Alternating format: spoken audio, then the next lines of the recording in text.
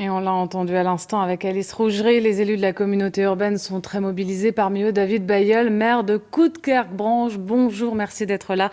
Objectif zéro rassemblement, l'appel de la dernière chance. Oui, vous l'avez très bien évoqué dans votre reportage, la situation est grave. 57 patients ont été transférés car l'hôpital sature complètement. Un taux d'incidence à 901. On va peut-être malheureusement battre un record, ce qu'on ne souhaiterait pas sur le Dunkerquois. Les élus de la communauté urbaine ont fait un choix, celui de se dire, ça n'est pas aux Dunkerquois de payer l'attentisme. Ça fait 15 jours qu'on alerte, alors on préférerait une dernière chance et obtenir, non pas tout de suite, un reconfinement. Un choix à l'unanimité ?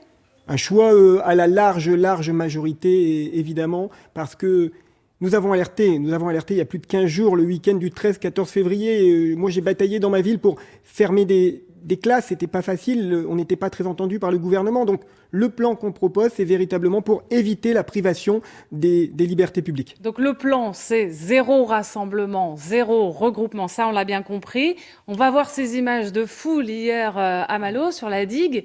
Comment vous allez convaincre? J'ai posé la même question hier à Patrice Vergrit. Ça va être compliqué. Ça va être compliqué, mais moi j'ai confiance aux Dunkerquois, j'ai confiance à leur sens civique. Ils ont très bien réagi pendant le premier confinement. On parle bien sûr de zéro rassemblement, mais on parle aussi de vaccins supplémentaires. Moi je milite également pour des dispensaires communaux pour vacciner au plus proche la population. Et enfin, j'aimerais également rajouter que les Dunkerquois sont résilients. Les Dunkerquois ont toujours surmonté ce genre de fatalité, donc ils écouteront. Si on en arrive là, est-ce que c'est parce qu'il y a eu des abus? Non, je pense qu'il y a eu des retards d'information.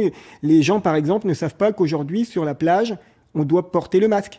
On pense qu'on est sur un espace public en plein air et donc le masque n'est pas obligatoire. Il est obligatoire près d'une école, il est obligatoire sur la digue, mais pas obligatoirement sur le sable. Il faut rendre ces informations claires et nettes. Le masque doit être obligatoire partout sur le territoire. Et plus que jamais, le dépistage est important. À Coudekerque, un centre a ouvert dès la fin août.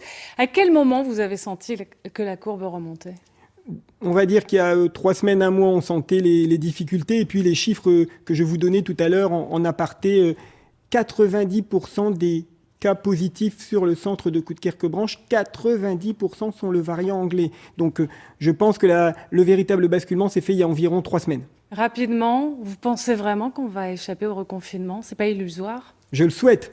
Je le souhaite. On va tout faire pour. Si le ministre nous annonce le reconfinement, au moins on aura été entendu, avec un peu de retard, mais on aura des mesures sanitaires plus fortes sur le Dunkerquois. Mais j'espère ce sursaut d'un petit laps de temps pour nos habitants.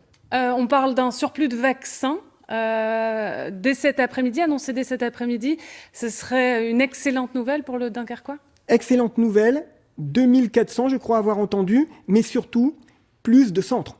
Aujourd'hui c'est compliqué. Centre hospitalier de Dunkerque et clinique de Flandre, à Coudekerque-Branche, ça n'est que 2 centres pour toute l'agglomération. La polyclinique de Grande-Synthe doit démarrer ces jours-ci.